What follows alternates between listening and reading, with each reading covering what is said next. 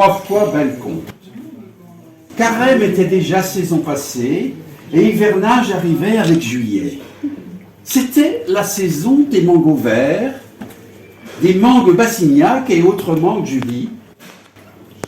Un mango vert surpris en pleine maturité se prélassait au soleil, attendant avec impatience de mûrir et de goûter avec avidité et jusqu'à en mourir à sa propre douceur.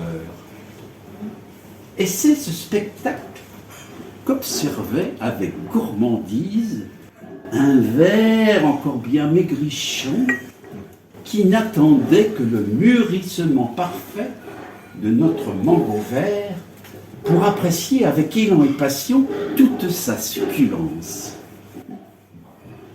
Attendait aussi avec la même impatience, le même appétit, la même indescriptible jouissance, un merle caché sur une haute branche, bien à l'abri des regards du ver et du mango vert, bien entendu. Mais plus bas, quelqu'un prêtait une attention toute particulière à notre merle si gourmand. Un chat. Mais oui, un chat était à l'affût. Il avait faim, très faim, et depuis bien longtemps. Et tout ce beau monde se mirait dans une mare qui observait en souriant. Et cric et crac, mystique cric, mystique crac. Eh bien, ce qui devait arriver arriva. Écoutez bien. Tout d'abord, le mango vert mûrit et devint doux comme simple batterie. Et cric et crac. Ensuite, le ver vit sa patience récompensée. Il pénétra lentement, doucement, gentiment au cœur même de la tendresse du mango vert qu'il dégusta jusqu'au noyau et le prit tout entier. Mystique-cric, mystique-crac. Ah, se dit le merle, après ces heureux événements, ce ver est enfin devenu une proie à la mesure de mon appétit. Un ver dodu, gras comme il me convient, savoureux assurément. Aussitôt dit, aussitôt fait.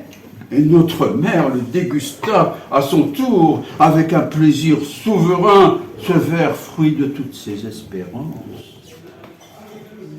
Enfin, tout bas, toujours bien caché, notre chat sort de son rêve et ouvrant l'œil, constate que la réalité dépasse la fiction, que le rêve s'est fait réalité, sans un bruit, d'après lui.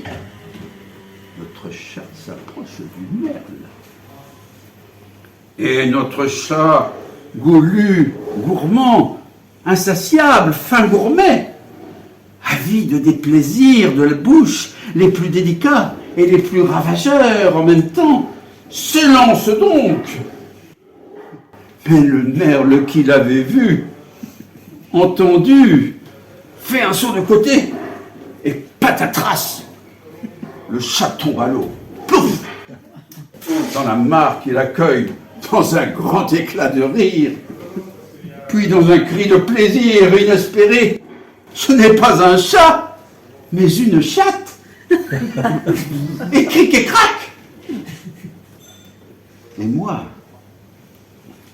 qui ai compté et recompté le temps, moi le compteur, j'ai presque fini l'histoire du manguier, du mango vert, du ver de mango, du merle, du chat et de la mare.